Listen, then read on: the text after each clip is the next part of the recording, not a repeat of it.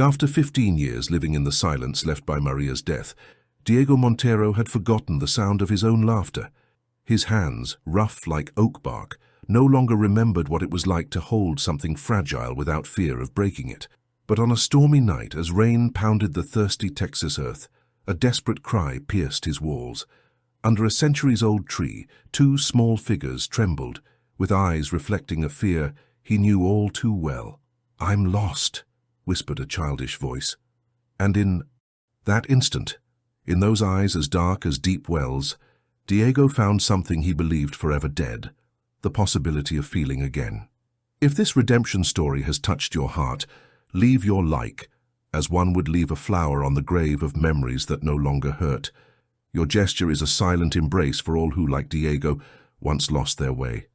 And tell us, how do you think this story will end? Can a heart hardened by pain open itself to love again? Share your own ending in the comments. Perhaps your story will intertwine with ours, like the roots of trees beneath the Texas soil. The scream slid between the raindrops, a fragile thread of humanity in the wild immensity of the Texas mountains.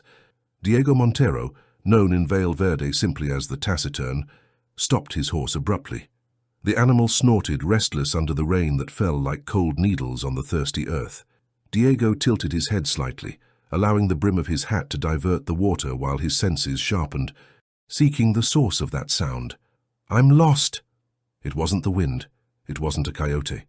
It was a human voice, small and desperate. His eyes, the color of the bitter coffee he prepared each dawn, scrutinized the undulating landscape. There, under the twisted embrace of a centuries-old oak, he glimpsed two tiny silhouettes.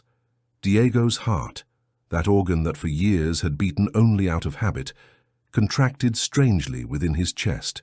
He dismounted with a fluid movement that contradicted his 45 years. His boots sank into the mud as he advanced toward the tree. The rain slid down his worn poncho, forming small rivers that disappeared into the reddish earth. With each step he took, a distant memory threatened to awaken, like a sleeping animal stirring in dreams. Under the knotty branches of the oak, two girls trembled.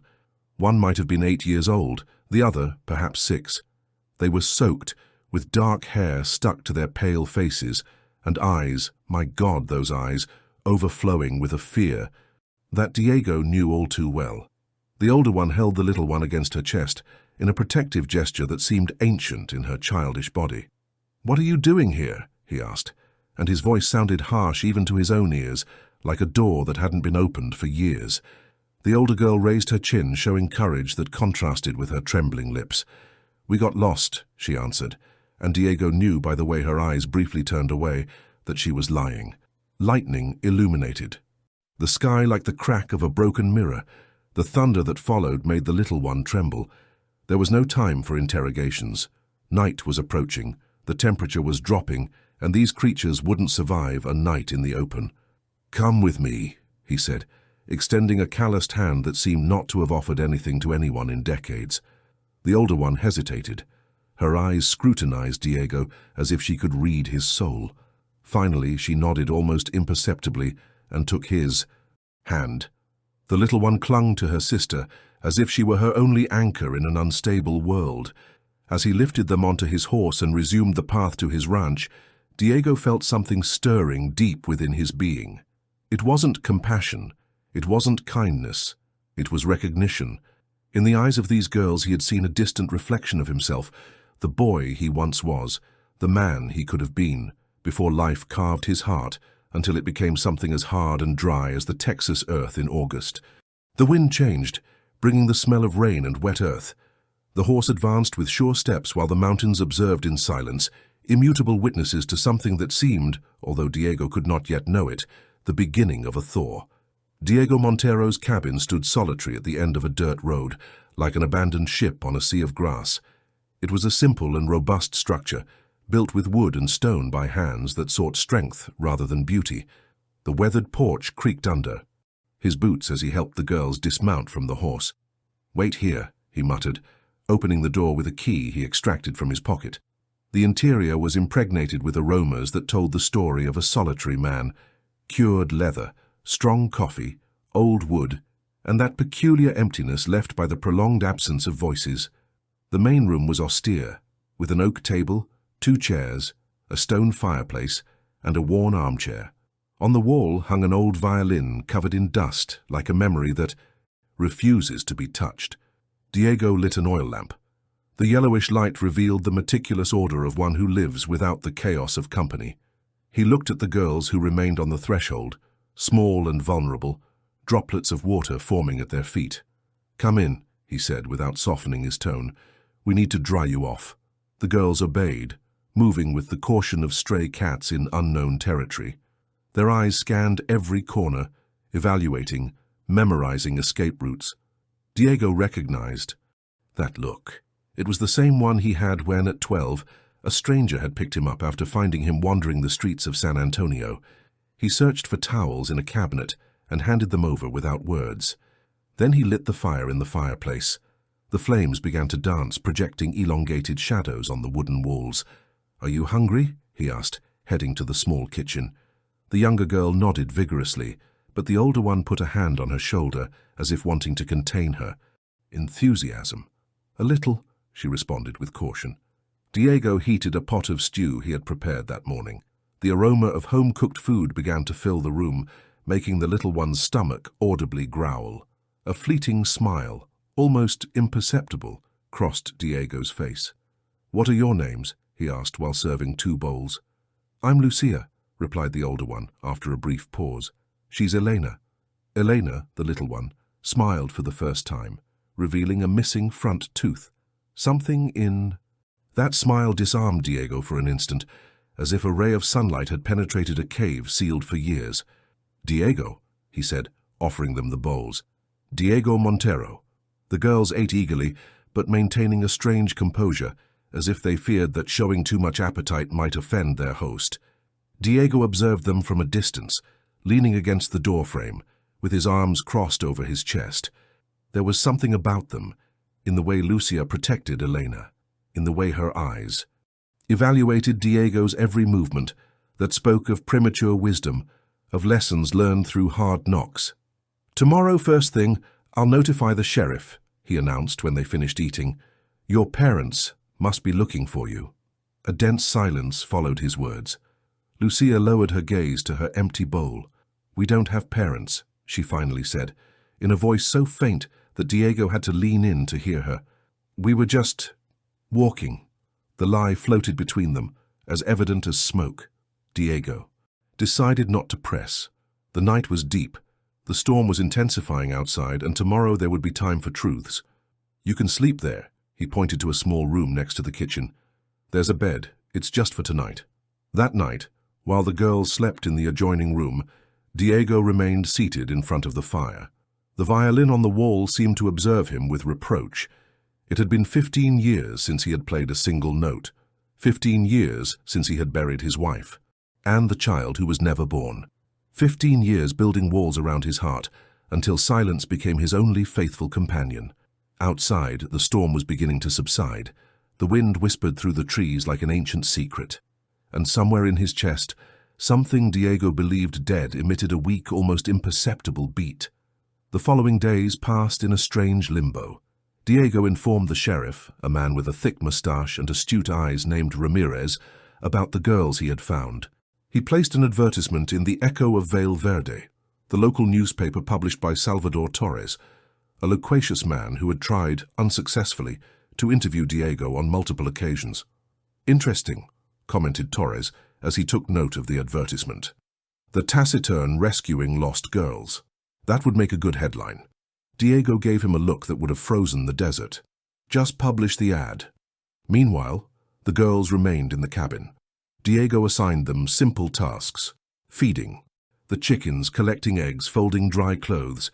He worked with them in calculated silence, always maintaining a physical and emotional distance. He provided them with the necessities: food, shelter, clean clothes, but nothing more. He told himself it was only a matter of time. Someone would come looking for them. Someone would claim these lost pieces. But no one came. No one called. The days turned into a week, and the week threatened to multiply. The girls, for their part, began to adapt to the rhythm of the cabin. Elena, the little one, followed Diego like a curious shadow, bombarding him with questions that he answered with monosyllables. Lucia was more reserved, observant, always attentive to Diego's movements, always protective of her sister. One afternoon, while Diego was repairing a fence, Elena appeared at his side, holding a nail with her small fingers. "Can I help?" she asked, with that toothless smile that Diego was surprised to find himself looking forward to each morning. Something in that smile momentarily melted the layers of ice protecting his heart. He taught her how to hold the hammer, guiding her hands with a gentleness he thought forgotten. When the nail finally sank into the wood, the girl let out a cry of joy that resonated in the valley like music. That night, for the first time, Diego prepared dinner thinking of others' tastes.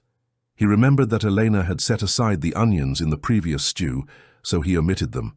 He noticed that Lucia seemed to enjoy homemade bread, so he baked an extra loaf.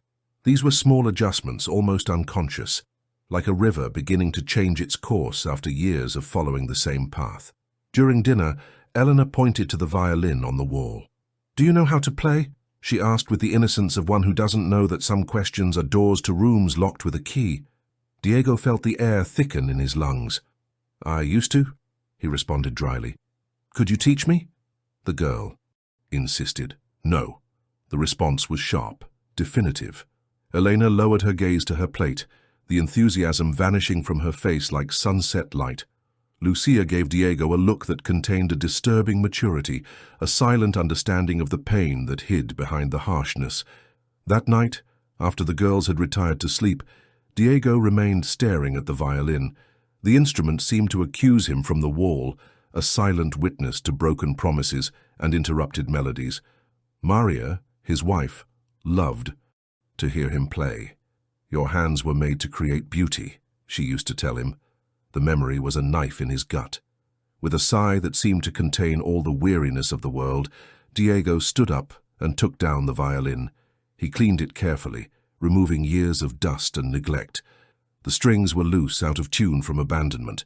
His fingers, rough from work and weather, caressed the neck with the reverence due to beloved dead. He didn't play. Not that night. But for the first time in 15 years, the violin rested on the table instead of hanging on the wall like a possibility, like a door left ajar towards something Diego didn't dare to name. The town of Valle Verde stretched lazily along the banks of the Concho River, a collection of low stone and wooden buildings that seemed to sprout from the earth itself. The narrow, dusty streets came alive on Saturday's market day, when ranchers and their families converged to stock up and share the scarce news. Diego rarely participated in these gatherings. He preferred to send Tomas, his assistant, a quiet young man of Mexican origin who handled practical matters with efficiency and few words. But this Saturday, 2 weeks after the arrival of the girls, Diego decided to go personally. He needed specific supplies: fabric for dresses, small shoes, basic reading books, things that had never before figured on his list of necessities. The girls accompanied him, clean and combed, but evidently uncomfortable in an environment with so many people. Diego observed them out of the corner of his eye while buying what was needed. He noticed how Lucia tensed when a stranger came too close, how Elena clung to her sister's hand tightly, her huge eyes absorbing everything. "Well, well, the lone wolf with company," Salvador Torres's voice resonated behind him. "A miracle that deserves to be documented." Diego turned slowly, instinctively placing himself between the journalist and the girls. "Torres," he greeted. Dryly. "Has no one claimed these precious ones?" asked Torres, leaning to look at the girls with a smile that pretended to be friendly. "It's strange, don't you think? 2 such well-educated girls. Someone must miss them." There was something in Torres's tone, a subtle insinuation that put Diego on alert. "Have you heard something?" he asked, measuring each word. Torres shrugged, a calculatedly casual gesture. "Rumors. You know how this town is. People talk. They wonder what a lone man is doing with 2 girls. Diego's blood froze in his veins. He perfectly understood what Torres was insinuating. "Watch your words, Torres," he warned, his voice low and dangerous, like the hiss of a snake. The journalist raised his hands in a conciliatory gesture, but his eyes shone with the pleasure of having found an exposed nerve. "I'm just repeating what I hear, Montero. Don't take offense." When Torres walked away, Diego noticed that the girls were watching him with a mixture of curiosity and concern. "Who was that man?" asked Elena. "No one important," replied Diego, taking their small hands. "Let's go to the library. There's someone I want you to meet." The Vale Verde Library occupied an old stone house, cool and quiet as a cave. Among its shelves filled with books moved Carmen Vega, the librarian, a woman of about 40 with gold-rimmed glasses and a smile that seemed to hold pleasant secrets. For years, Carmen had tried to engage Diego in conversation whenever he visited the library in search of technical books on livestock or carpentry, and for years he had responded with curt monosyllables. When they entered, Carmen looked up from a heavy volume. Surprise lit up her face at seeing Diego accompanied. "Mr. Montero," she greeted, with that soft voice that seemed made for whispering among books. "What a pleasant surprise." "Miss Vega," responded Diego, uncomfortable but determined. "These are Lucia and Elena. They need books, to learn to read better." Carmen approached, moving with the calm grace that characterized her. She crouched in front of the girls, speaking to them at their level. "Hello, little ones," she greeted. "Do you like stories?" Elena nodded enthusiastically. Even Lucia, always cautious, seemed to relax before Carmen's warmth. "I have wonderful books for you," continued Carmen. "Would you like to see them?" While Carmen showed the girls the children's section, Diego scanned the shelves with restless eyes. He had come for more than children's books. He needed information about missing children, about orphanages in the region, about custody laws, but he didn't know how to ask without arousing suspicion. Carmen, as if reading his thoughts, approached him while the girls examined some illustrated books. "They're adorable," she commented in a low voice. "How did they come into your life?" Diego hesitated. Carmen was probably the only person in Vale Verde who hadn't tried to take advantage of his solitude or his silence. Her eyes behind the glasses conveyed genuine curiosity without malice. "I found them," he finally responded, "in the storm. They were alone." Carmen nodded without pressing. "If you need help, Mr. Montero, any kind of help, you can count on me." There was a sincerity in her voice that would disarm anyone. Diego felt a knot in his throat that he couldn't explain. "Thank you," he murmured, the words strange on his lips. That night, while the girls slept, Diego noticed something gleaming at Lucia's neck, a silver medallion that peeked out from the folds of her nightgown. Carefully, so as not to wake her, he examined it. It was an old piece, with an intricate design of engraved flowers. He opened it with trembling fingers. Inside was a faded photograph. A young woman smiled at the camera, her eyes, the same eyes as Lucia's, full of life and promises. Diego felt the ground move beneath his feet. He knew that face. He knew that smile. It was Isabel, his distant cousin, the girl with whom he had shared summers on his grandparents' farm decades ago, before life separated them, before he became the taciturn and forgot how to smile. With trembling hands, he closed the medallion and left it in place.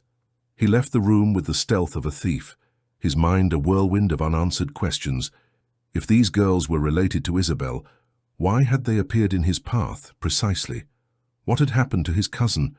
And why were the girls lying about being lost? That night, for the first time in years, Diego took out from the bottom of a trunk the old letters, the buried memories, the yellowed photographs of a previous life, searching for answers, searching for connections, searching for the invisible thread that had brought these girls to his door.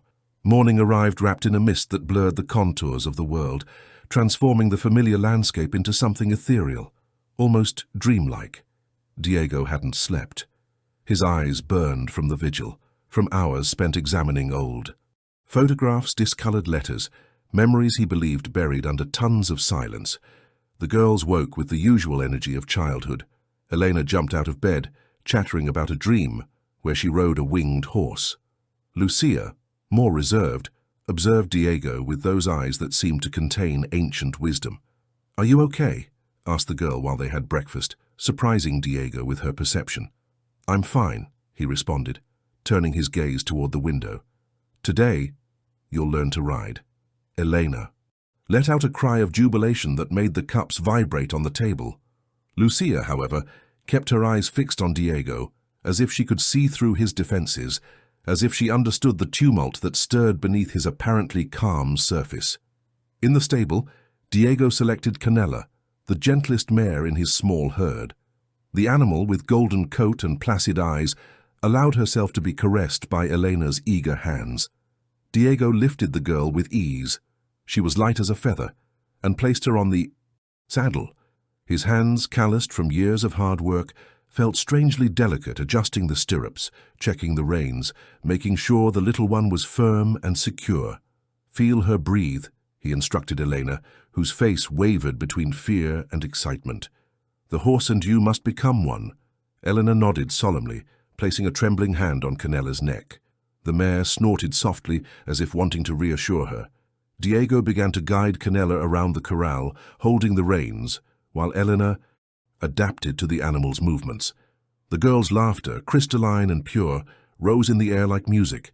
Diego was surprised to find himself smiling, an almost forgotten gesture, like a language not practiced in decades. Lucia observed from the fence, her eyes following every movement of her sister with a mixture of pride and concern. When Diego approached, the girl looked at him with intensity. "Thank you," she said simply, and Diego felt that this word contained more than it appeared. It's nothing," he responded, uncomfortable before the gratitude. "Yes, it is," insisted Lucia with surprising firmness. "Nobody has been like this with us for a long time." The phrase hung suspended between them, loaded with implications. Diego wanted to ask, needed to know, but the words stuck in his throat like sand. "The medallion," he finally said, deciding to directly confront the mystery. "The one you wear around your neck. Where did you get it?" Lucia's expression changed instantly. The fear, that emotion Diego had seen gradually diminish in recent days, returned forcefully, darkening her eyes. "It was my mother's," she responded, her hand instinctively rising to her chest, where the medallion rested under her clothes. "It's the only thing I have left of her." "Your mother," repeated Diego, and the name burned on his tongue. "Isabel?" Lucia's eyes opened wide, filled with astonishment and confusion. "You know my mother?"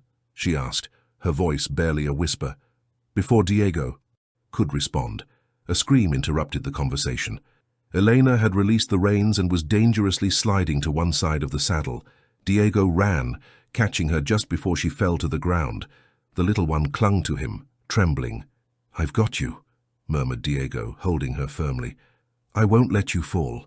The words left his mouth before he could think them, loaded with a promise he didn't know if he could keep. Elena looked up at him, her eyes bright with absolute trust, and Diego felt something inside his chest cracking like ice in spring. That afternoon, after making sure the girls were occupied with the books Carmen had lent them, Diego rode to town. The library was almost empty when he entered. Carmen looked up from her desk, her eyes lighting up when she recognized him. "Mr. Montero," she greeted. "What brings you here?" Diego removed his hat, turning it nervously between his hands. "I need information," he said, his voice low and urgent. "About a woman named Isabel Vega." "My cousin." Carmen seemed surprised, but nodded without asking questions. She led Diego to a back room full of files and old records. "When was the last time you heard from her?" she asked, while searching among documents. "More than 20 years ago," responded Diego, feeling the weight of that lost time. "We grew apart after I married.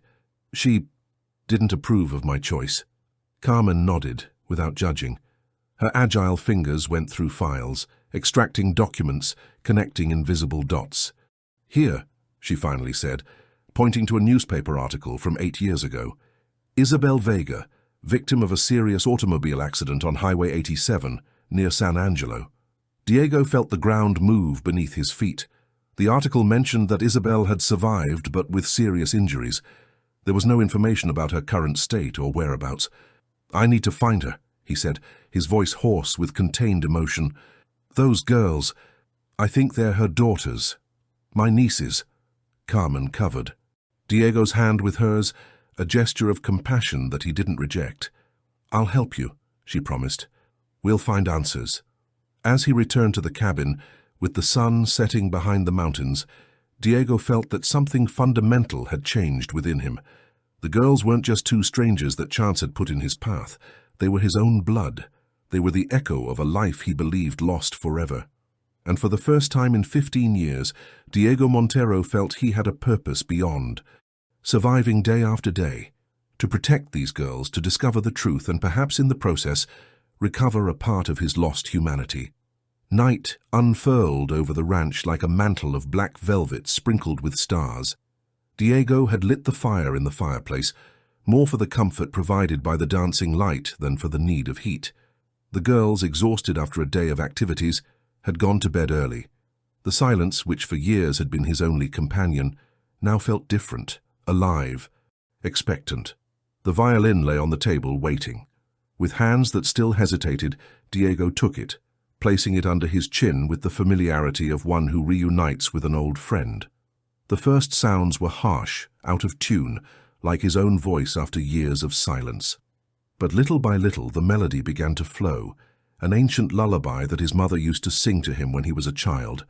The notes floated in the air like living beings, filling the corners of the cabin that for so long had been empty of music. Diego closed his eyes, letting himself be carried by muscle memory, by the memory of kinder times. He didn't notice the small figure that had silently slipped to the door of the room. "You play very beautifully," Lucia's voice startled him, causing the melody to abruptly stop. Diego lowered the violin, embarrassed like a child caught in mischief. "You should be asleep," he said, recovering his harsh tone. Lucia advanced toward him with that caution that characterized her, as if each step were a conscious decision. "The music woke me up," she explained, without apologizing. Mom also played the violin. Diego felt his heart skip a beat. Every mention of Isabel was like a bridge stretched toward a past he was trying to reconstruct. "Yes?" he asked, trying to make his voice sound casual. "I didn't know that." Lucia sat on the sofa, hugging her knees. In the firelight, with her white nightgown and dark hair loose over her shoulders, she seemed an apparition from another time. "Can I ask you something?" she finally said. Diego nodded, placing the violin carefully on the table. "Why have you let us stay?" The question was direct, adult in its frankness. "You didn't have to." The question took Diego by surprise. For days he had been so focused on deciphering the mystery of the girls that he hadn't stopped to examine his own motivations. "I don't know," he responded with honesty. "Maybe because I was lost once, too." The words emerged from a deep place, a well of truth he rarely visited. Lucia looked at him with intensity, as if evaluating his sincerity. "We weren't lost," she finally confessed, her voice barely a whisper. "We were escaping." Diego held his breath, waiting. He knew this moment was fragile, that any abrupt movement could cause the girl to close up again. "From San Miguel Orphanage," continued Lucia, her eyes fixed on the flames. "It's a bad place. They separated us all the time. They punished Elena for wetting the bed. They punished me for defending her." Her small hands tightened until the knuckles turned white. "I decided we had to leave. I stole money for the bus, but we really got lost when it started to rain." Diego listened, motionless, each word falling on him like a stone. "How did you end up at the orphanage?" he asked softly, fearing the answer. "After Mum's accident," responded Lucia. "They told us she had died, but I didn't believe them. She promised she would always come back for us." The mention of the accident confirmed Diego's suspicions. These girls were definitely the daughters of Isabel, his cousin, the girl with whom he had shared endless summers on his grandparents' farm before life separated them. "The medallion," continued Lucia, pulling it out from under her nightgown. "It was Mom's. She gave it to me the last time I saw her in the hospital. She said it would protect me, that it would keep our family together." Diego extended his hand, hesitating. "May I?" he asked. Lucia hesitated, but finally removed the medallion and placed it in Diego's palm. The metal was warm from contact with her skin. Diego opened it, looking again at Isabel's face, so young, so full of life. "I knew your mother," he finally said, the words difficult to pronounce. "She was my cousin. We grew up together like siblings." Lucia's eyes widened, bright with astonishment, and something more. Hope. Really? She whispered. Is that why you've taken care of us? Diego shook his head. I didn't know until recently when I saw the medallion, but now I understand why I felt... He stopped, searching for the right words. Why I felt I should protect you. Lucia moved closer to him, her face illuminated by a new understanding. Then, you're our uncle. The word uncle resonated in the cabin like a bell, awakening echoes of responsibility, of family, of belonging. I suppose so, responded Diego, the realization settling in him like a physical truth. I am your uncle. Lucia, in a gesture that took Diego completely by surprise, approached and hugged him. It was the first time the girl had initiated physical contact with him. Her small body was tense, as if prepared for rejection, but determined to take the risk. Diego remained paralyzed for an instant, unaccustomed to human contact. Then, slowly, like someone waking from a long dream, his arms surrounded the girl. The hug was awkward, insecure, but genuine. Is Mom alive?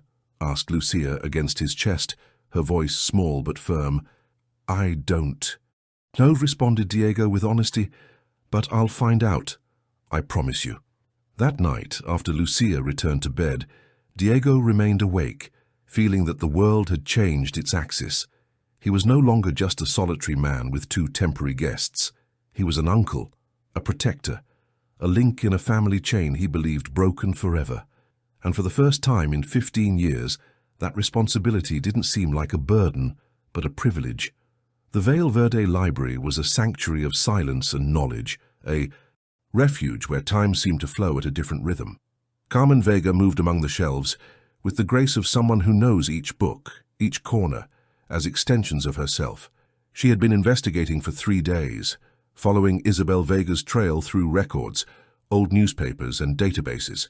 Diego waited by the window, observing the town square. The girls were at Carmen's house, where her younger sister, Teresa, was looking after them. After Lucia's confession, Diego had decided that the girls shouldn't stay alone at the ranch, not until he was sure no one was looking for them. I found something. Carmen's voice pulled him from his thoughts. He approached the desk where she had deployed several documents. Her face, normally serene, showed signs of contained emotion. Isabel didn't die in the accident, explained Carmen, pointing to a hospital record. She was transferred to a specialized clinic in San Antonio with severe brain injuries. According to this report, she was left in a vegetative state. Diego felt as if he couldn't breathe. The image of Isabel, vibrant and full of life, contrasted cruelly with the clinical description of her state. And the girls, he asked, his voice hoarse, what happened to them? Carmen moved to another document, a social services report. Having no known relatives who could take care of them, they were assigned to the foster system and eventually sent to San Miguel orphanage. Known relatives, repeated Diego, the bitter taste of guilt spreading through his throat. I existed. I was here. Carmen covered his hand with hers, a gesture of compassion that Diego accepted without withdrawing. Don't blame yourself, she said softly. It had been years since your last contact with Isabel. There was no way for the authorities to locate you. Diego nodded, but the feeling persisted. While he cultivated his solitude, building walls around his pain, these girls, his blood, had been abandoned to the coldness of an impersonal system. There's more, continued Carmen, her tone changing. San Miguel Orphanage was closed 3 months ago. There was an investigation for administrative irregularities and... She hesitated, looking at Diego with concern. And reports of mistreatment of minors. Rage, an emotion that Diego believed dormant within him, awakened with volcanic force. He thought of Lucia, of her constant need to protect Elena, of the way both startled at sudden movements. The signs had been there all along. And now? He asked, trying to control the tremor in his voice. What will happen to them if they're found? Carmen consulted other documents. They would be reassigned to another orphanage or to a temporary foster family while Isabel's legal situation is resolved. No, the word left Diego with a firmness that surprised even himself. I won't let them go back to that system. They're my family. Carmen looked at him with a mixture of admiration and concern. To have legal custody, You would need to initiate a formal process, she explained. Prove kinship, pass evaluations, home visits. Whatever is necessary, interrupted Diego. I'll do it. A silence loaded with meaning settled between them. Carmen seemed to be considering something important. There's something else you should know, she finally said, her voice cautious. According to the latest medical report, 2 months ago Isabel began to show signs of brain activity. Minimal, but significant. Diego remained immobile, trying to process the information. Is she waking up? It's impossible to know, responded Carmen. But there are possibilities of some kind of recovery, according to the doctors. Diego rose abruptly and walked to the window. The Valle Verde sky was an impossible blue, as if nature were trying to compensate for human complexities with its simple beauty. I need to see her, he finally said. Isabel. I need to see her, and I need to know what I can do for the girls. Carmen nodded, understanding. I'll help you prepare the necessary documents, she offered. For temporary custody, at least. I know someone in social services in San Antonio. Diego turned to look at her. Really look at her. Perhaps for the first time. Carmen Vega, with her gold-rimmed glasses and her perpetual tranquility, had been for years a peripheral presence in his life, someone he greeted with a curt nod of the head during his rare visits to the library. Now he realized there was something about her he had always overlooked, a silent strength, a determination beneath the placid surface. Why are you helping me so much? He asked with genuine curiosity. Carmen smiled, a gesture that illuminated her face in a way Diego had never noticed. Because everyone deserves a second chance, she responded simply. Even lone wolves. When they left the library, the sun was beginning to descend toward the mountains. Diego stopped in the square, observing the girls who played under Teresa's vigilance. Elena ran in, circles laughing, while Lucia chased her with infinite patience. Something stirred in Diego's chest. These girls, who had burst into his life like a whirlwind, were awakening parts of him he believed dead forever. The capacity to care, to protect, to plan a future that included others. Carmen stopped at his side, following his gaze. They're fortunate to have found you, she commented. Diego shook his head. I'm the fortunate one, he responded, surprising himself with the truth of those words. The trip to San Antonio had to wait. Upon returning to the ranch, Diego immediately knew something was wrong. The front door was ajar, moving slightly with the afternoon breeze. He never left the door unlocked, not even on the hottest days. Stay in the car, he ordered the girls, his voice tense with concern. Carmen, please don't let them out of your sight. He drew the revolver he kept in the glove compartment, an old Colt he had rarely needed to use. With silent steps, he approached the house, all his senses alert. The interior was chaos. The drawers had been emptied, the wardrobe searched, the mattresses torn. Someone had desperately searched for something, without caring to leave evidence of their intrusion. Diego went through each room, making sure the intruder had left before returning to the car. Someone broke in, he explained to Carmen, whose face showed alarm. They were looking for something. Lucia, who had remained silent until then, spoke with a trembling voice. They were looking for us. Diego exchanged a look with Carmen. The girl's intuition was probably correct. Who else would be interested in searching the ranch of a man who possessed nothing of value except his land and his cattle? It's not safe to stay here, said Carmen, protectively embracing the girls. They can come to my house while you sort this out.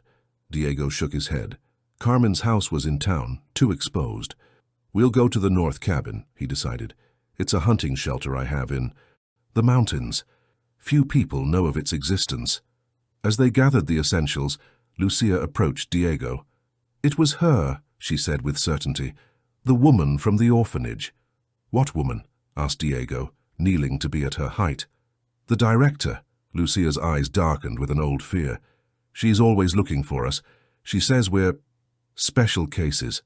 Diego felt a chill run down his spine. The way Lucia pronounced special contained disturbing implications. I won't let her find you, he promised, holding the girl's fragile shoulders. You'll never have to go back to that place. The north cabin was an hour's journey, deep in the pine forest that covered the higher slopes of the mountains. It was a rustic log construction with a single room, a stone fireplace, and small windows that offered panoramic views of the valley. Diego had built it with his own hands during his first year in Valverde, when he needed a place to completely disappear from the world.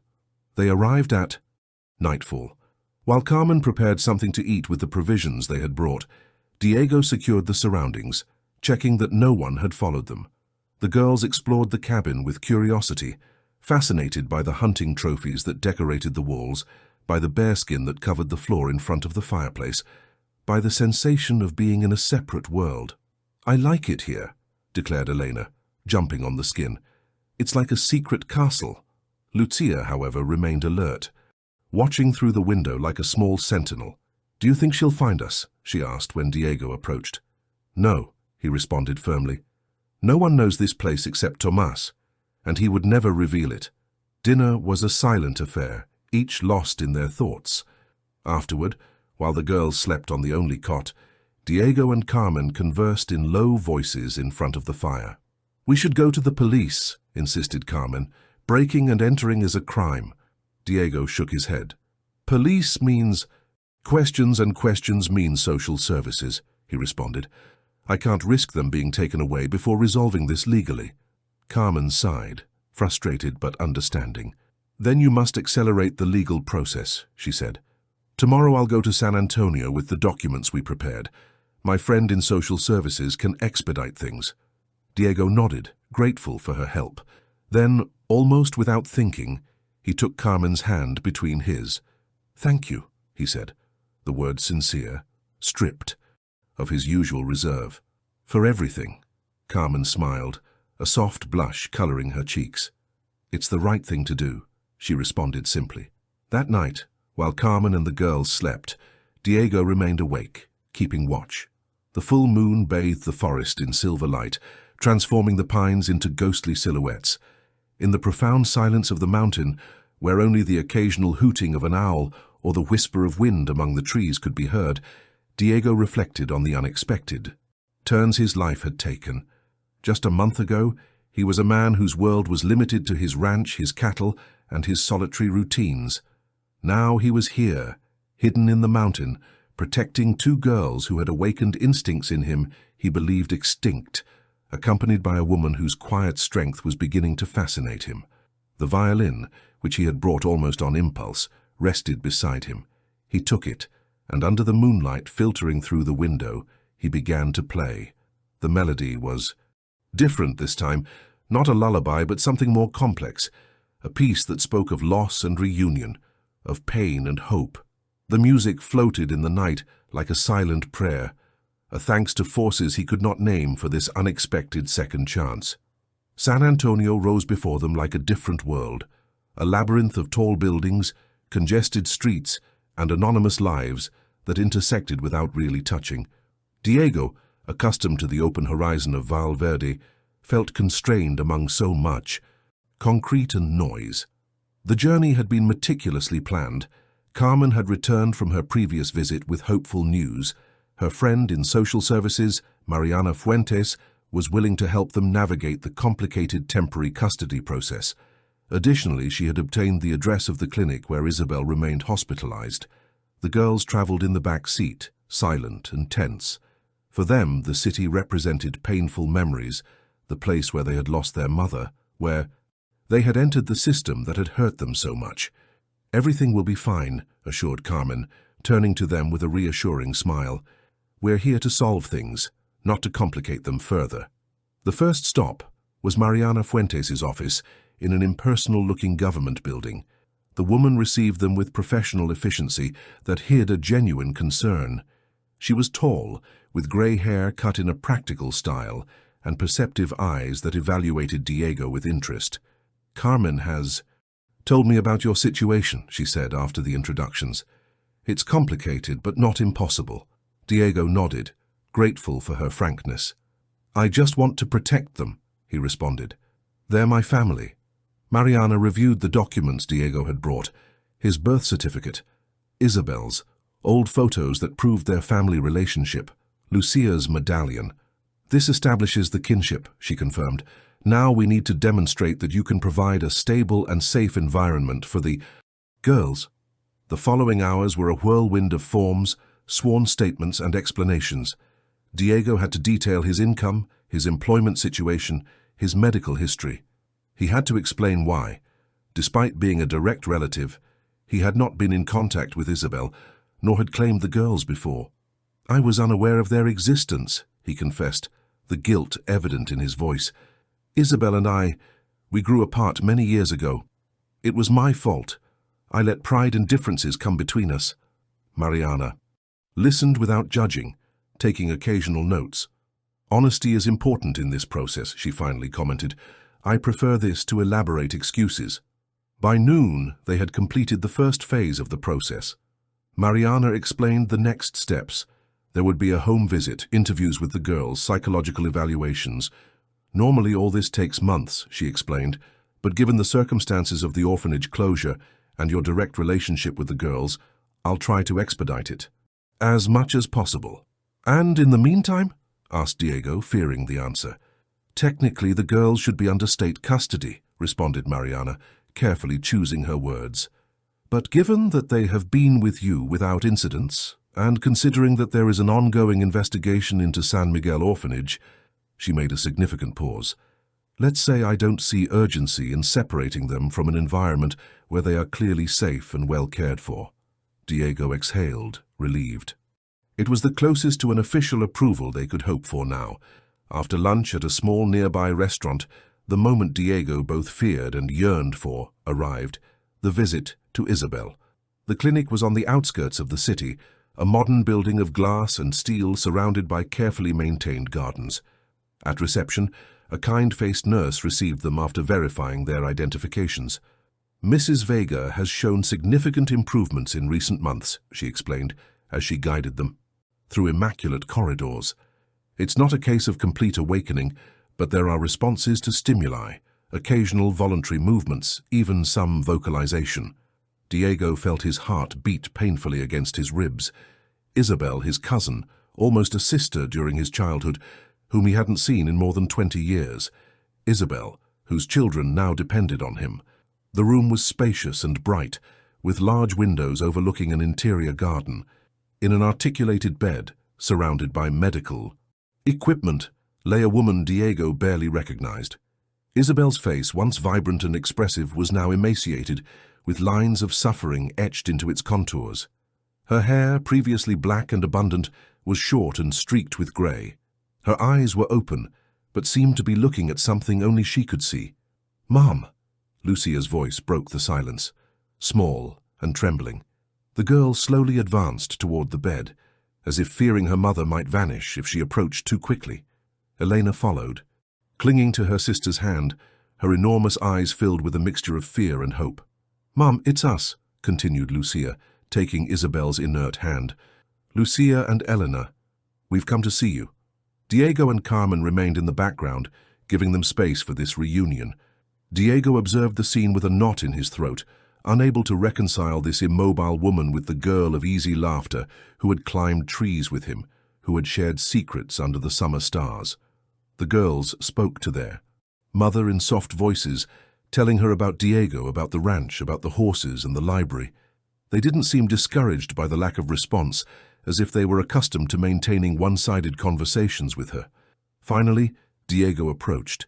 He sat in the chair next to the bed, facing the girls, and took Isabel's other hand. "Hello, Isabelita," he said, using the diminutive from their childhood. "It's me, Diego. It's been a long time." Something changed in Isabel's face. A blink, a slight furrowing of the brow. The nurse, who had remained discreetly at the door, approached with interest. "Keep talking to her," she encouraged. "She's responding." Diego continued, his voice gaining firmness. "Your daughters are with me now. They're safe. They are—" He searched for the right words. "They're wonderful, Isabel. Strong and brave, as you always were." Isabel's fingers moved slightly within his hand. It wasn't a squeeze, barely a tremor, but it was definitely a voluntary movement. "You're reaching her," whispered Carmen, placing a hand on Diego's shoulder. For the next hour they took turns talking to Isabel. The girls showed her drawings they had made for her. Carmen read her a poem she had brought. Diego told her about the ranch and how it had changed with the presence of her daughters. When it was time to leave, the nurse assured them that Isabel had had one of her most responsive sessions since she began showing signs of improvement. Regular visits are crucial in these cases, she explained. Family stimulation, familiar voices can work wonders. In the hallway, while Carmen helped the girls put on their jackets, Diego stopped in front of a woman who advanced toward them with determined steps. She was tall, elegantly dressed with a face that might have been beautiful if not for the hardness of her expression. "Mr. Montero, I presume," said the woman, her voice cold as steel. "What a coincidence finding you here." Diego tensed. Something about this woman triggered all his internal alarms. "Do we know each other?" he asked cautiously. The woman smiled, a gesture that did not reach her eyes. "Victoria Mendez, director of San Miguel Orphanage," she introduced herself. "Or ex-director, I should say, thanks to certain administrative irregularities." The girls had frozen. Elena hid behind Carmen, while Lucia stood straight with a courage that broke the heart. "I see you've been caring for our runaways," continued Victoria, her gaze evaluating the girls with an interest that made Diego instinctively place himself between them. "Very considerate of you, but I'm afraid they'll have to return to the system. There are protocols to follow." "They are under my care," responded Diego, each word measured. "I am their direct relative, and I'm in the process of obtaining legal custody." Victoria arched a perfectly delineated eyebrow. "Relative? How convenient. But I'm afraid it's not that simple, Mr. Montero. These girls have special needs. They've been under specific medical supervision in our facilities." "Medical supervision?" intervened Carmen, her normally soft voice now sharp as a knife. "Are you referring to the treatments that are being investigated by the authorities?" A flash of anger crossed Victoria's face, quickly masked by a professional smile. "Don't believe everything you read in the newspapers, miss. San Miguel Orphanage provided specialized care to children with exceptional situations." Diego took a step toward her, his voice low and dangerous. "I don't know what kind of specialized care your institution provided, but these girls will not experience it again. They are under my protection now." Victoria looked at him with a cold smile that did not reach her eyes. "We'll see," she responded simply. "The authorities have the final word in these matters, Mr. Montero, and believe me when I tell you I have contacts in high places." Without waiting for a response, Victoria turned and walked away down the corridor with measured steps that resonated against the tiles. Diego felt the adrenaline course through his veins. The encounter with Victoria Mendez confirmed his suspicions. There was something more to this story, something sinister he couldn't completely comprehend. "It was her," whispered Lucia, clinging to Diego's hand. "The one who broke into the house." Carmen approached, protectively embracing Elena. "We should inform Mariana about this encounter," she said urgently. "Victoria shouldn't be near any child, much less trying to recover Lucia and Elena." In the car, returning to the hotel where they would spend the night before going back to Vale Verde, the girls remained unusually silent. Diego observed them through the rearview mirror, noting how they communicated with subtle looks and gestures, a private language developed during years of shared adversity. "Is there something I should know?" he finally asked, his voice gentle but firm. "About Victoria. About the orphanage." Lucia exchanged a look with Elena, as if asking permission. The little one nodded, almost imperceptibly. "The tests," said Lucia finally, her voice barely a whisper. "They gave us tests all the time. Blood, reflexes, memory. They said we were special," added Elena, her little voice trembling, "that our brains worked differently after the accident." Diego and Carmen exchanged alarmed looks. Unauthorized medical tests on vulnerable children. The possibility was so disturbing that Diego gripped the steering wheel until his knuckles turned white. "Were you injured during the accident?" asked Carmen gently. "We weren't with Mum," responded Lucia. "We were with Grandma. She died 2 years ago. Afterward, they took us to Mom at the hospital, but she wouldn't wake up. Then Mrs. Victoria came and said she would take care of us while Mom recovered." The pieces were beginning to fit. Victoria Mendez had seen an opportunity in these vulnerable girls, daughters of a woman in a coma, with no apparent relatives to claim them. "You won't go back to that place to promise, Diego. Never again." That night, in the hotel room, while the girls finally slept after an emotionally exhausting day, Diego and Carmen conversed in low voices by the window overlooking the illuminated city. "I think we should contact a lawyer," suggested Carmen. "If what the girls say is true, Victoria Mendez could face criminal charges." Diego nodded, his gaze lost in the city lights. "Tomorrow I'll talk to Mariana," he decided. "She must know someone who can help us, but first I need to take them home. They need to feel safe." Carmen looked at him with an expression Diego couldn't interpret. "You've changed," she commented, "since they came into your life." Diego reflected on her words, surprised to realize their truth. The man he had been just a month ago, solitary, bitter, locked in his pain as in a fortress, now seemed a distant stranger. "I suppose so," he admitted. "They awaken things I thought were dead." In a gesture that surprised them both, Carmen took his hand, interlacing her fingers with his. They said nothing more. It wasn't necessary. In the shared silence was a mutual understanding, a recognition that, in the midst of this storm, something new and fragile was beginning to bloom between them. Spring had arrived in Vale Verde in an explosion of colors and fragrances. The fields, previously austere under winter cold, now covered themselves with wildflowers that undulated, like a multicolored sea with the breeze. In town, preparations for the annual spring festival were in full swing. 2 months had passed since the trip to San Antonio. The legal process for the custody of the girls was progressing favorably, thanks to the tireless help of Mariana Fuentes and Carmen's testimony, whose respectability in the community weighed significantly. The home visit had been successful, and the interviews with the girls had demonstrated their well-being and adaptation. More importantly, the investigation into San Miguel Orphanage and Victoria Mendez had taken a dramatic turn when other children and former employees began to present testimonies about the special tests and questionable treatments. Victoria now faced a criminal investigation, and her ability to interfere in Lucia and Elena's case had been considerably reduced. Isabel, meanwhile, continued showing signs of improvement. Diego and the girls traveled to San Antonio every 2 weeks to visit her. During the last visit, Isabel had managed to squeeze Lucia's hand and produce sounds that, although unintelligible, were clearly attempts at communication. Life on the ranch had acquired a new rhythm, more vibrant. Diego had expanded the cabin, adding a room for the girls with windows facing east, so that the morning sun would wake them with its golden light.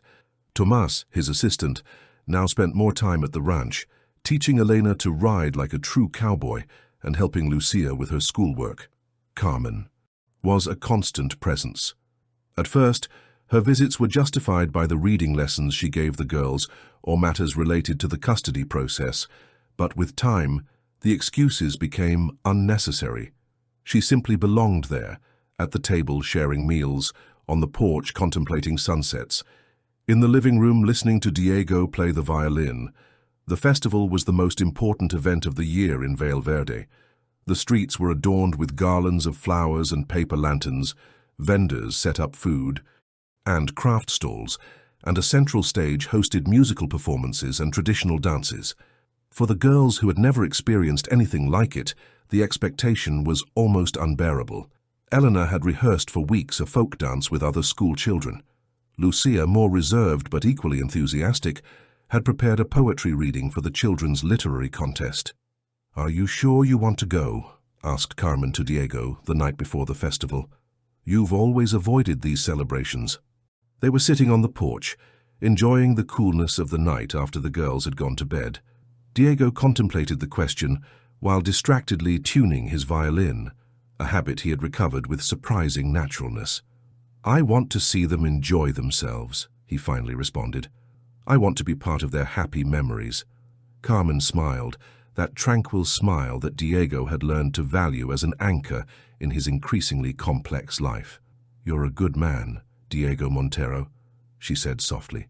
"So you always were, even when you tried to convince the world otherwise." Diego felt an unusual warmth in his cheeks. He still hadn't gotten used to compliments, to being really seen by someone. "Not always," he responded with honesty. "I was selfish with Isabel. I let pride destroy our relationship. If I had maintained contact—" "You can't change the past," interrupted Carmen, placing a hand over his. You can only decide what to do with the present. The day of the festival dawned with a perfectly blue sky, as if nature itself wanted to contribute to the celebration. The girls were awake before dawn, too excited to sleep. Eleanor fluttered around the house like a hummingbird, while Lucia reviewed for the umpteenth time the poem she would recite. The town was buzzing with activity when they arrived. The central plaza, normally quiet, had been transformed into a kaleidoscope of colors, sounds, and aromas. Traditional music floated in the air, mixing with laughter and conversations. To Diego's surprise, people greeted him with genuine warmth. Many stopped to introduce themselves to the girls, to congratulate him for his courage in taking them in, to offer support in his legal process. The news of his battle for custody and the dark secrets of the orphanage had spread, turning his story into a kind of local legend. "I never thought I'd be a celebrity in Vale Verde," he commented to Carmen as they walked among the stalls. The taciturn turned into a topic of conversation. Carmen laughed, a sound Diego found increasingly addictive. "People appreciate redemption stories," she responded. "They give hope." The moment for Elena's performance arrived. The little one, dressed in a traditional outfit that Teresa had specially made for her, seemed tiny on the stage next to the other children.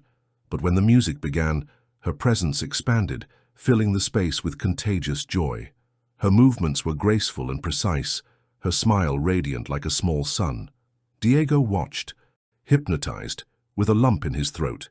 This child who danced with such freedom was the same one he had found trembling under an oak, scared and lost. The transformation seemed a miracle.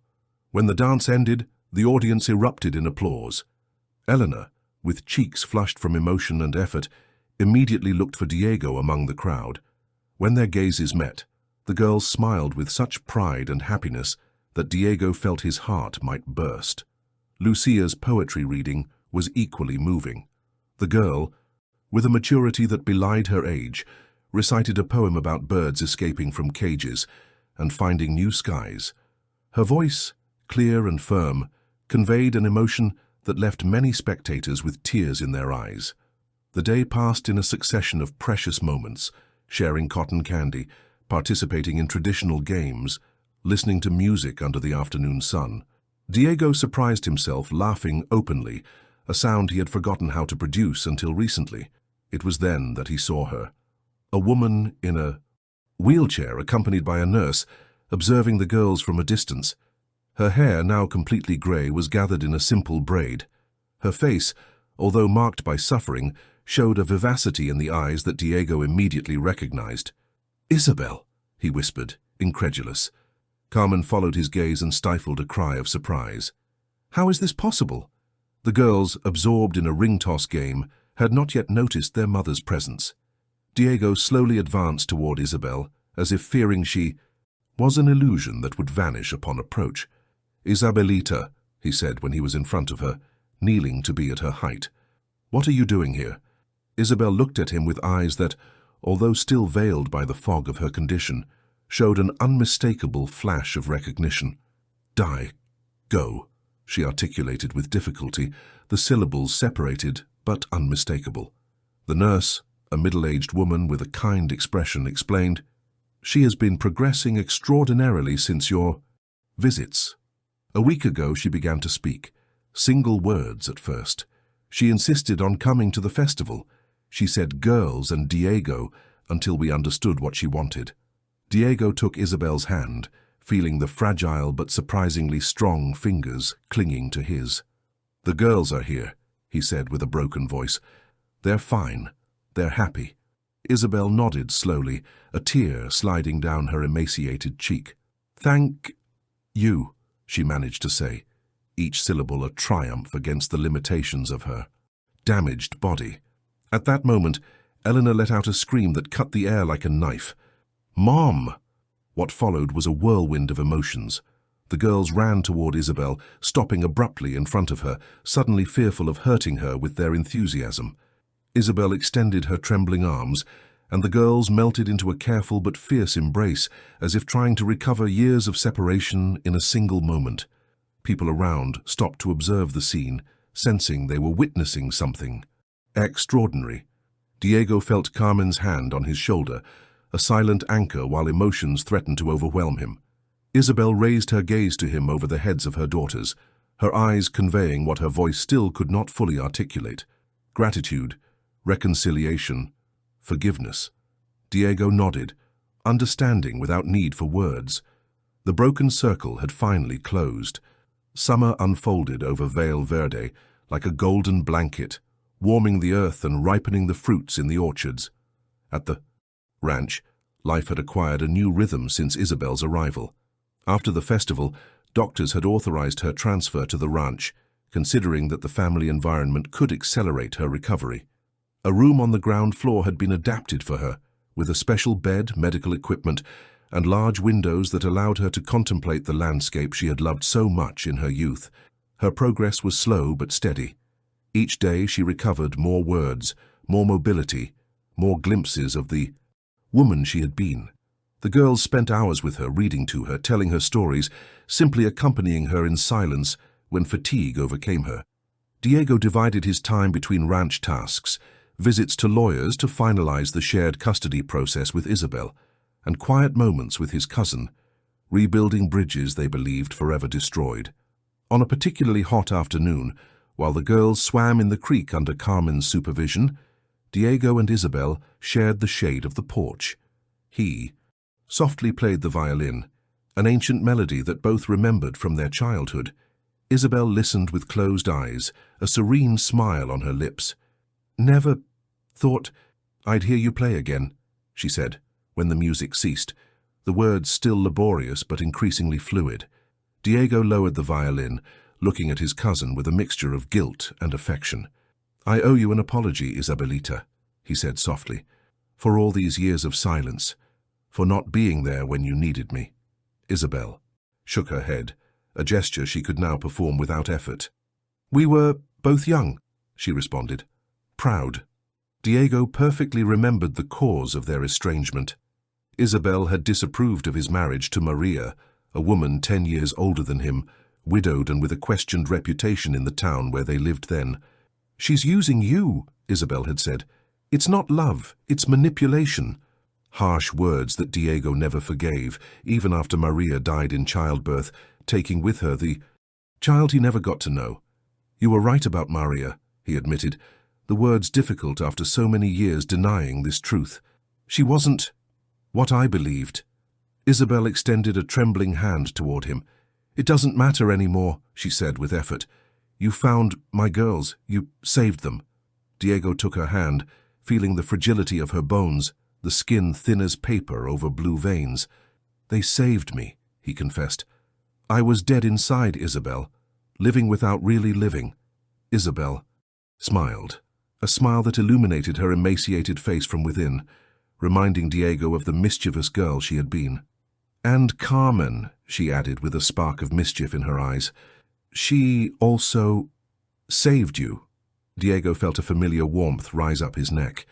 His relationship with Carmen had evolved naturally, without grandiose declarations or dramatic moments. They had simply recognized, at some indefinite point along the way, that they were building something together, something that went beyond friendship or collaboration in caring for the girls. "She's a good woman," he responded simply. "You love her." It wasn't a question. Diego contemplated the horizon, the mountains that stood out against the intense blue sky. Love, a word he had buried along with Maria, that he had sworn never to utter again. "Yes," he finally admitted, surprised by the peace he felt in acknowledging it. "I love her." Isabel squeezed his hand with surprising strength. "Then don't wait," she said, each word clear and determined. "Life is too short to waste it in fear." Isabel's words resonated with Diego for days. As he worked with the cattle, as he repaired fences, as he watched Carmen teach the girls to bake bread in the old kitchen, his mind returned again and again to that conversation. Life is too short to waste it in fear. Wasn't that exactly what he had been doing for 15 years, hiding in his solitude, building walls around his heart, all out of fear of feeling again, of losing again? One night, after the girls had gone to bed and Isabel was resting in her room, Diego invited Carmen to walk under the stars. The Texas night sky was a breathtaking spectacle. a black velvet mantle sprinkled with diamonds. They walked in silence along a path that wound among ancient oaks, until they reached a small hill from where the entire valley could be seen. The full moon bathed the landscape in a silver light, transforming the familiar into something magical. Isabel told me. "Something the other day," commented Diego finally, his voice mixing with the nocturnal sounds of the countryside, "about not wasting life in fear." Carmen looked at him, her face softened by the moonlight. "She's a wise woman," she responded simply. Diego took her hands, noting how they fit perfectly between his, smaller but equally strong, equally capable. "For many years, I believed my life had ended when I lost Maria and the baby," he confessed. "I locked myself in my pain like in a fortress. I thought it was safer not to feel anything." Carmen waited, patient as always, giving him the space to find the words. "And then, in the midst of a storm, I found 2 lost girls," he continued. "And then I found you. Or perhaps finally saw you, after so many years of looking at you without really seeing you." A soft smile formed on Carmen's lips. "I was always there," she said simply, "waiting for you to be ready to see." Diego cradled her face between his rough work hands, marveling at the softness of her skin beneath his calloused fingers. "I love you, Carmen Vega," he said, the words surprisingly easy after fearing them for so long. "And if you'll accept me, I want to build a life with you. Not just for the girls, not just for practicality, for us." Carmen's eyes shone with unshed tears. "I have loved you for so long, Diego Montero," she responded. "Even when you thought yourself invisible, I saw you, all of you." Under the starry Texas sky, 2 people who had known solitude and silence found a new language in their united lips, in their hearts beating in unison, in the silent promise of a shared future. Autumn arrived with cold winds that descended from the mountains, stripping the trees of their leaves and painting the landscape in ochre and golden tones. It was a season of transition, of preparation for winter, of harvest and storage. At the ranch, preparations for the change of season coincided with other significant changes. Diego and Carmen's wedding was set for late November, a simple ceremony with only close friends and family. Isabel was progressing remarkably in her therapy, now able to take small steps with a walker and maintain increasingly complex conversations. The girls were fully integrated into the Vale Verde school, where Eleanor excelled in music, and Lucia had discovered a passion for writing. The custody process had concluded favorably. Diego and Isabel shared legal guardianship of the girls, an arrangement that recognized both Isabel's maternal rights and Diego's fundamental role in the girls' lives. The investigation into San Miguel Orphanage and Victoria Mendez continued. The girls had had to testify, a painful but necessary process they faced with a courage that moved everyone present. The details that emerged were disturbing: unauthorized experimentation, questionable psychological treatments, systematic neglect. Apparently, Victoria had been using vulnerable children for research related to brain trauma and neurological recovery, collaborating with unscrupulous scientists who saw in these special orphans perfect subjects for their experimental theories. One grey October morning, while the wind rattled the kitchen windows, Diego received a call from Mariana Fuentes.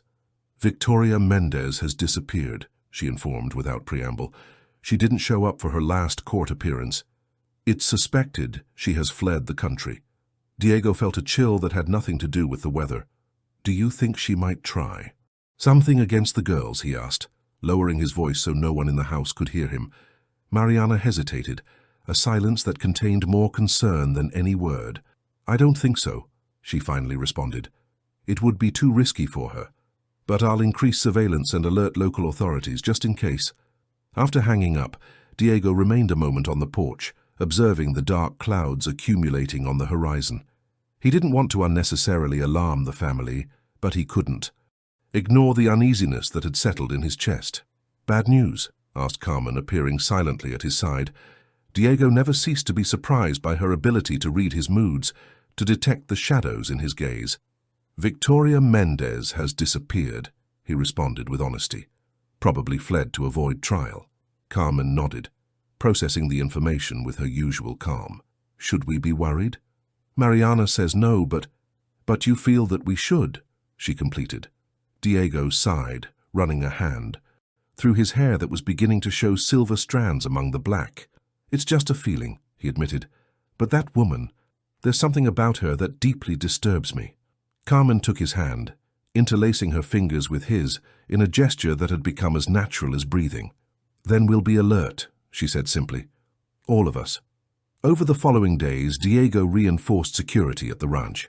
He installed new locks, exterior lights with motion sensors, even temporarily hired 2 trusted men to patrol the property during the night. The girls never went anywhere alone, always accompanied by an adult in their journeys to and from school. Isabel noticed these changes, of course.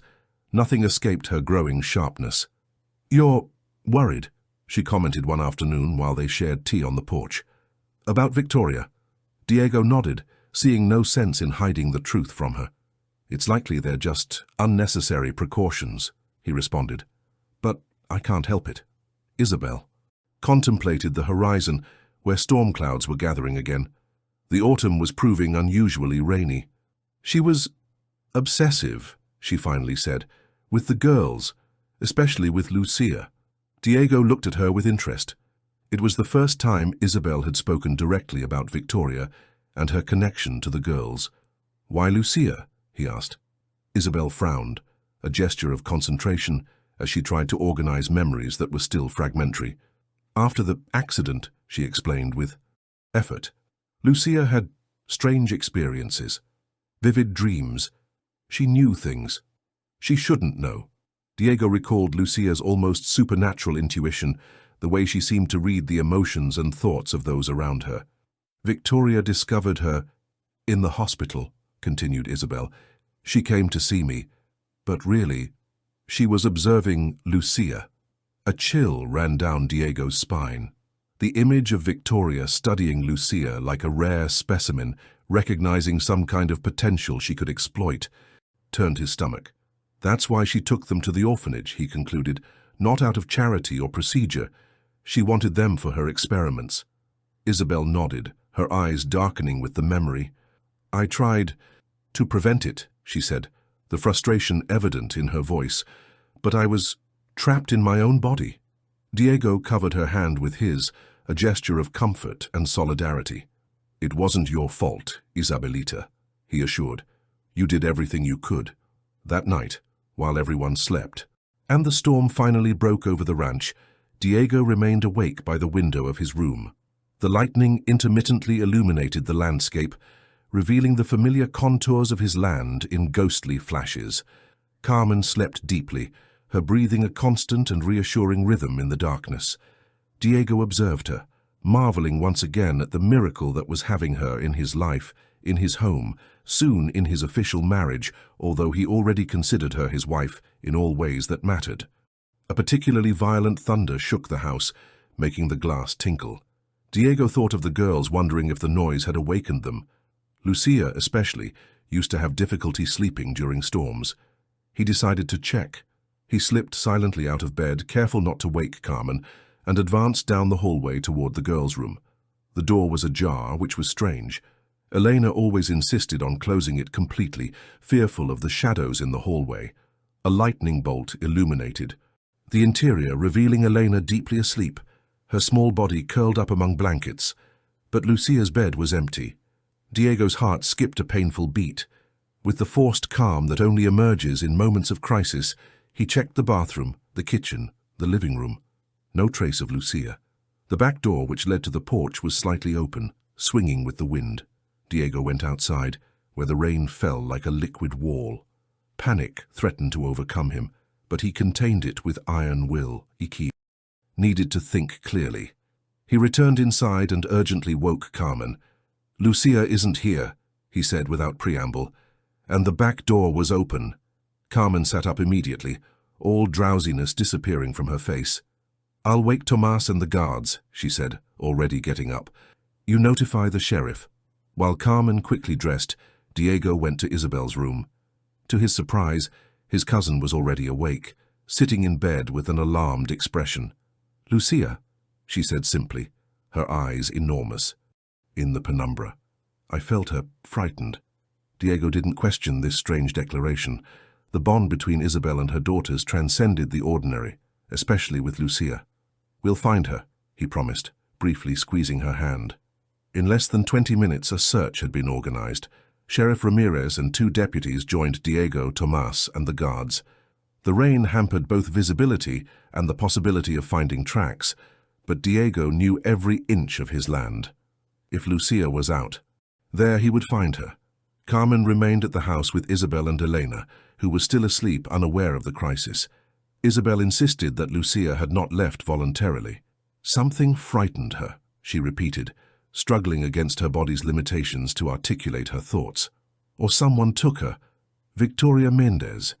The name floated in everyone's mind, though no one dared to say it aloud. Diego and the sheriff took the direction of the creek. It was Lucia's favorite place, where she used to take refuge when she needed to think or be alone. With the recent rains, the creek would have turned into a dangerous torrent, which added urgency to their search. The rain fell mercilessly, soaking the men to the bone. The lightning provided brief moments of visibility in the absolute blackness of the stormy night. Diego advanced as if in a trance, calling Lucia's name again and again, his voice almost drowned by the roar of the wind and water. It was then that he heard it, a faint cry, that he might have confused with the wind if he hadn't been so desperately attentive to any sound. "Over here!" he shouted to the sheriff, veering toward a group of oaks that grew near the overflowing creek. The beam of his flashlight caught a metallic reflection among the trees. A van was partially hidden, its wheels sunk in the mud. Diego ran toward it, his heart hammering in his ears. The van was empty, but the driver's door was open, as if someone had exited in a hurry. Diego looked around, frantically, turning in circles with the flashlight, illuminating the soaked vegetation. Another cry, closer this time. Diego ran toward the sound, slipping in the mud, regaining balance through pure force of will. The sheriff followed closely, his agitated breathing mixing with the sound of the rain. They found them on the bank of the swollen creek. Victoria Mendez was holding Lucia by an arm, trying to drag her toward a point where the water seemed less turbulent. The girl was resisting with all her strength, her feet firmly planted in the mud. Her soaked hair stuck to her pale face. "Let her go!" roared Diego, advancing toward them like a force of nature. Victoria turned her head, her eyes shining with something beyond fear or desperation. There was a fanaticism in her gaze that chilled Diego's blood. "You don't understand," she shouted over the storm's roar. "This girl is special. She's the key. I can't let her waste her gift buried in this insignificant town." Diego continued, approaching slowly, calculating the distance, evaluating the danger. Victoria was too close to the edge of the creek, where the current roared with enough force to drag an adult. "Let the girl come to me," he said, trying to make his voice sound reasonable. "We can talk about this." Victoria let out a laugh that bordered on hysteria. "Talk? After you ruined years of research? After you destroyed my reputation?" She shook her head violently. "Lucia comes with me. Her abilities are extraordinary. Her connection with her mother, even when Isabel was in a coma, is a unique phenomenon. Think of what we could learn." Lucia looked at Diego, her enormous eyes conveying more terror than he had seen in them since the night he found them under the oak. "Uncle," she whispered, her voice barely audible under the rain. "Help me." That whisper, that simple word, "Uncle," unleashed something primordial in Diego. He took a decisive step toward Victoria. "Last chance," he warned, his voice dangerously calm. "Let go of my niece." Victoria backed away, dragging Lucia with her, dangerously approaching the edge where the earth undermined by water could give way at any moment. "You don't understand," she insisted, her voice acquiring a pleading tone. "It's not just for science, it's for her.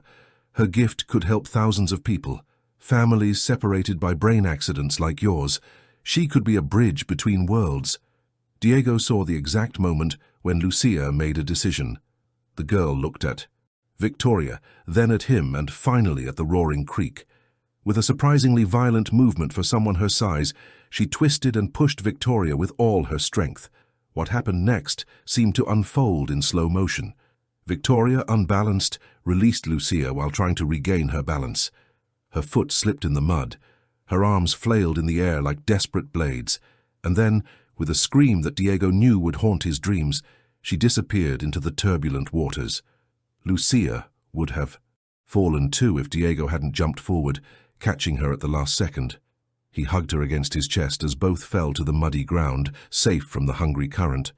The sheriff and his deputies ran toward the creek, trying to glimpse Victoria in the agitated waters, but the darkness and force of the current made any immediate rescue attempt futile. "We'll search when dawn breaks and the storm subsides," said Ramirez, placing a hand on Diego's shoulder. "Now take the girl home." Lucia trembled violently in Diego's arms, both from cold and shock. He wrapped her in his jacket and lifted her as if she weighed nothing. "It's all over, little one," he whispered against her soaked hair. "You're safe. I'll take you home." The way back to the ranch was a blur of rain, mud, and contained emotions. Lucia clung to Diego, as if fearing that reality itself might dissolve if she let go. "She came in through the window," the girl finally explained, her voice barely audible against Diego's chest. "She said Mom would never recover completely, that I was the only one who could help her with my gift. She said she would take me to a place where we could study how my connection with Mom worked." Diego tightened his embrace, as if he could retroactively protect her from that moment of terror. "Why did you go with her?" he asked softly. Lucia raised her gaze, her eyes bright even in the darkness. "Because she threatened to take Elena if I didn't go," she responded simply. "And I knew you would find me. I always knew." That simple declaration of absolute faith moved Diego more deeply than any words of love he had ever heard. When they arrived at the ranch, Carmen, Isabel, and a newly awakened and confused Elena waited for them on the porch, their faces transformed by relief upon seeing them appear through the curtain of rain. That night, as the storm finally subsided and an exhausted silence settled over the house, Diego understood something fundamental. Family wasn't something irremediably lost, as he had believed for so many years. It was something that could be rebuilt, that could be created anew from the ashes of loss. And he, Diego Montero, the man who was once known only as the Taciturn, was now at the center of a network of love and connections that made his old solitude seem like a distant and alien dream. Victoria Mendez's body was found 3 days later, several kilometers downstream.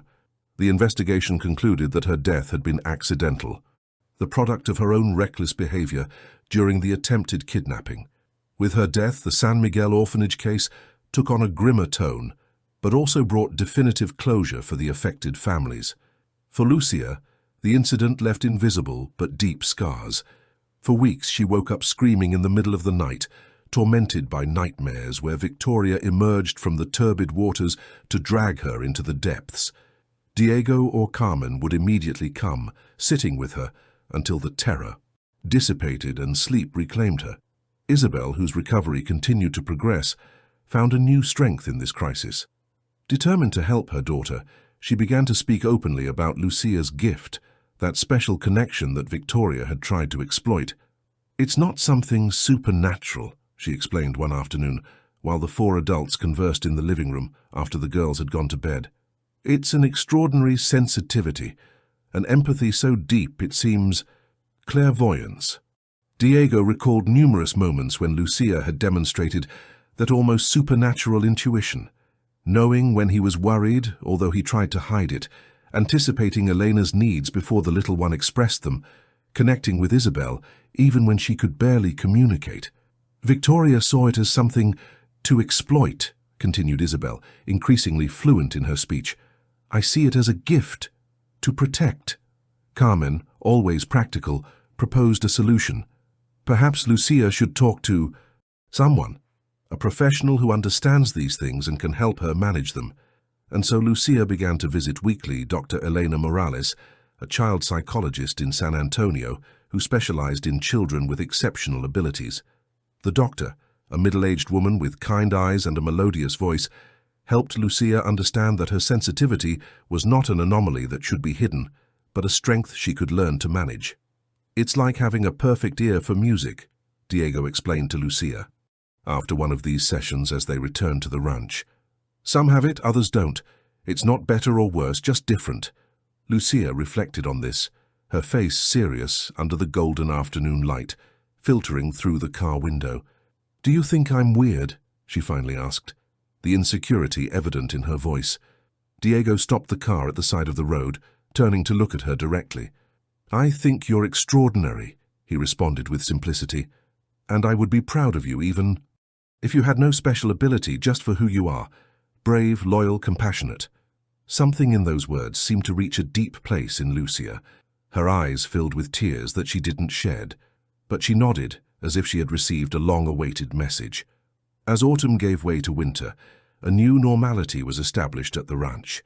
The wedding preparations continued, now with the enthusiastic participation of the girls.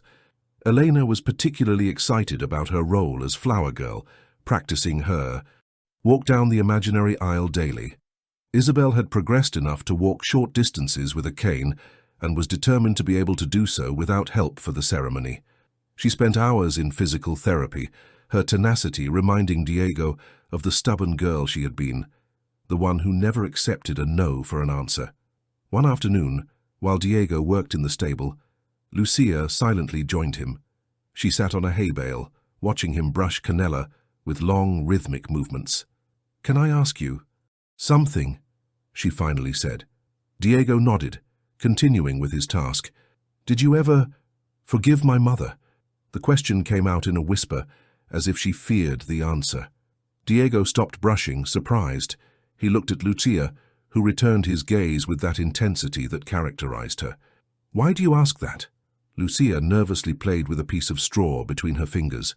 "Sometimes, when you look at her, there's something, a shadow, and she has it too when she looks at you. Like an old pain," Diego sighed. Lucia's perception was, as always, disconcertingly precise. "Your mother and I had an important disagreement many years ago," he explained, carefully choosing his words. "We said things that deeply hurt both of us, and then, instead of resolving it, we let silence grow between us until it became a wall." Lucia nodded, understanding. "And now?" she insisted. Diego reflected. Had he really forgiven Isabel? Had she forgiven him? "We're healing," he responded honestly. "Like when a bone breaks and then welds, it's never exactly the same as before, but it can be just as strong or even stronger in the place where it broke." Lucia seemed satisfied with this response. She got up, and in a gesture that was still rare for her, briefly hugged Diego before running out of the stable. That night, Diego found Isabel on the porch, contemplating the first stars appearing in the winter sky. He sat next to her, offering her a blanket that she accepted with a grateful smile. "Lucia asked me an interesting question today," he commented, watching as his breath condensed in the cold air. "About forgiveness," guessed Isabel, surprising him. Diego looked at her curiously. "Did she tell you?" Isabel shook her head, her smile now tinged with sadness. She didn't need to. They remained in silence for a moment, letting the quietness of the night envelop them. In the distance, a solitary coyote howled, a sound that seemed to contain all the vastness and mystery of the Texas lands. "I'm sorry," Isabel finally said, her voice clear in the cold air, "for what I said about Maria, for judging without understanding, for letting pride destroy our relationship." Diego felt something release inside him, like a knot finally undoing after years of tension. "I'm sorry too," he responded, "for not listening to you, for walking away, for all the lost years." Isabel extended her hand and Diego took it. Her fingers, still weak but each day stronger, intertwined with his in a gesture that wordlessly sealed mutual forgiveness, the long-postponed reconciliation. "You know what's strange?" said Isabel after a moment. "If we hadn't grown apart, perhaps you would never have been here when the girls needed you. Perhaps everything would have been different." Diego reflected on this paradox. The pain that had separated them had, indirectly, created the path that had reunited them. "Life is mysterious," he responded simply. Isabel squeezed his hand, a smile lighting her face. "In the dusk. And beautiful despite everything," she added. "Or perhaps because of everything." Diego and Carmen's wedding was finally celebrated on a December Saturday, when a light snowfall had covered Vale Verde with a white mantle that shone under the winter sun. It was a simple ceremony in the small-town church, with only close friends and family as witnesses. Isabel, fulfilling her determination, walked without help to her seat, each step a triumph over the limitations the accident had imposed on her body. Eleanor scattered white petals down the aisle, her smile as radiant as the flowers she dropped. Lucia, more contained but equally excited, carried the rings on a small cushion embroidered by herself. When Carmen appeared at the church entrance, in a simple ivory-colored dress that enhanced her natural beauty, Diego felt time stop. This woman, who had been in his life for years without him really seeing her, now walked toward him to become his wife, the mother of his nieces, the companion with whom he would build a future he never believed he deserved. The vows were brief but deeply felt. Diego, the man who had once been known for his silence, found words that sprang directly from his renewed heart. Carmen, always eloquent, spoke of second chances, of patient love, of families built with more than blood ties. The subsequent celebration, at the ranch decorated with lights and garlands, extended well into the night. Isabel played the violin, recovering another skill. The accident had tried to take from her. Diego joined her for a duet that brought tears even to the most stoic. The girls danced until they fell exhausted, their laughter mixing with the music and conversations. At one point during the party, when everyone was distracted with dancing, Diego slipped away to the porch. He needed a moment of solitude to assimilate the magnitude of what had happened in his life in just 1 year. The night was clear and cold, the sky a spectacle of stars over the snow-covered mountains. Diego breathed deeply, letting the icy air fill his lungs. He remembered another night, not very different from this one, when he had ridden through the rain and found 2 frightened girls under a centuries-old oak. Who could have predicted then that this casual encounter, or perhaps not so casual, would change the course of his life so dramatically? That the walls he had built around his heart would fall one by one, that he would learn again to love, to trust, to be part of something greater than his own pain. Thinking of escaping so soon? Carmen's voice brought him out of his reflections. He turned to find her in the doorway, beautiful under the moonlight, an understanding smile on her lips. "I was just taking it all in," he responded, extending his hand to her. Carmen joined him, fitting perfectly under his arm as if she had been designed to be there. "It's been an extraordinary year," she commented, resting her head on his shoulder. Diego nodded, words inadequate to express the magnitude of the transformation. "Sometimes I wonder," he finally said, "if I deserve so much happiness after so many years of choosing solitude." Carmen raised her gaze to him, her eyes bright in the darkness. "Happiness isn't something you deserve or don't deserve," she responded. "It's something you accept when it arrives, with gratitude and humility." Diego kissed her then, a kiss that contained promises, gratitude, and a love that had matured slowly, like a fine wine acquiring depth and complexity with time. When they returned to the party, Isabel received them with a knowing smile. Lucia and Elena ran to them, pulling on their hands to drag them back to the center of the celebration. "Dance!" demanded Elena, her eyes bright with excitement. "It's your wedding!" And they danced, surrounded by the people who had turned a house into a home, a solitary ranch into the epicenter of a family rebuilt from the fragments of broken lives.